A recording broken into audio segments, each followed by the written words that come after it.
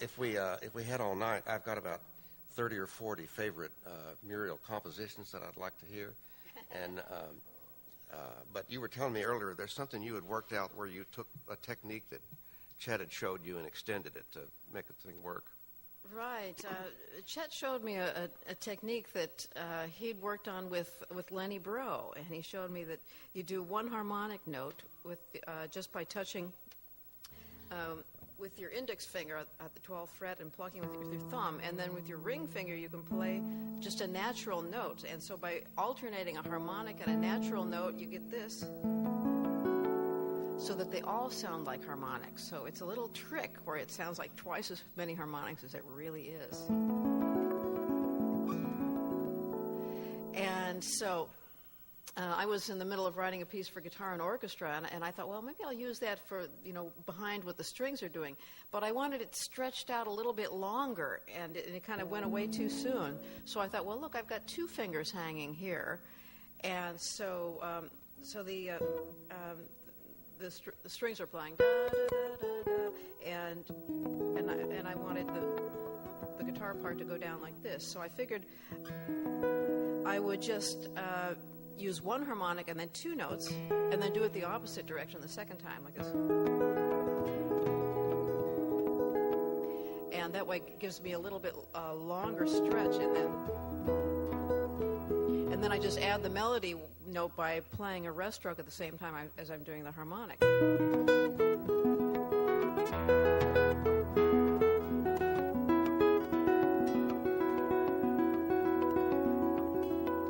So that's just taking that technique one step further. And one tune that I recorded recently on the Harp Guitars Under the Stars CD that uses that technique all the way through is called View from Space.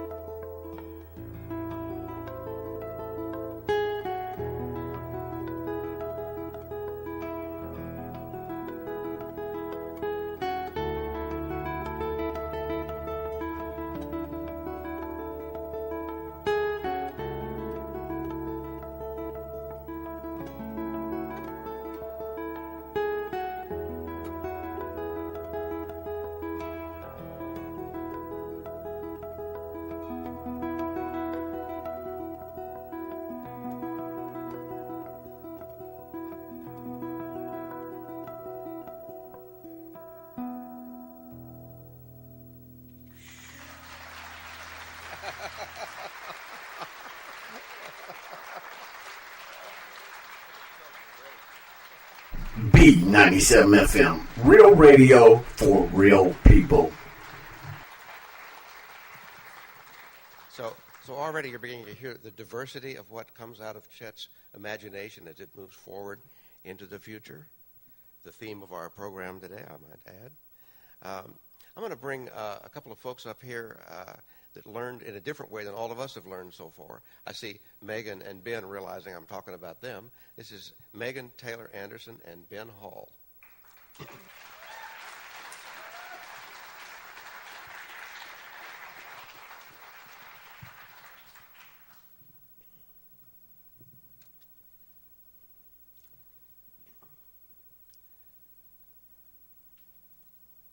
And all the rest of us called Chet, but Megan called him Uncle Chester.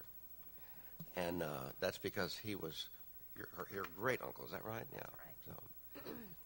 Yeah, this is a... So you grew up watching all this happen, Well, and I did. meanwhile you were just not paying any attention to it. I know it. I just kind of always heard in the background your great uncle is one of the best guitar players in the world, and yeah, you know. And I listened to his Christmas album a lot, the East Tennessee Christmas, and I knew that, and I knew of it, and I really liked it. It was on a cassette tape. That's my generation. Yeah. It was a cassette tape, and anyhow, it wasn't until I was 18, which is really old for a lot of these guitar players, you know, like him and some of the other young guys that are come up here, and all you other guys. I think you started playing quite a bit younger than that, so I was kind of old by the time I got into it. But he did give me my first fiddle lesson when I was about 9 or 10 years old, and anyhow, so I was into music some, but didn't really get into and understand what he did until I was about 18 or so, and really started listening to it. And thankfully, people like John, like they said, he's a mentor to a lot of people, and he'd come over to my grandmom's condo once a week, and as long as we'd fix him something to eat, he'd come over and show me whatever I was trying to figure out. And so, little licks to things. That's right. So, but Uncle Chester showed me what he could. He was already kind of sick when I started playing, and he showed me what he could. And then a lot of his friends kind of picked up and tried to help me as much as I could. I'm kind of helpless, you know. But So you're both in the family and adopted into the family. That's you're double right. in the family, aren't That's you? right. That's right. So, anyhow, one of the things he showed me, I guess, was this lick on. This is appropriate because we're sitting in this rotunda here of the Mother Maybelle Carter. He wrote the song Maybelle, and he showed me the lick at the beginning of that and stuff like that. So I guess I'm going to play that. All right. Dribble in if you want. Yeah.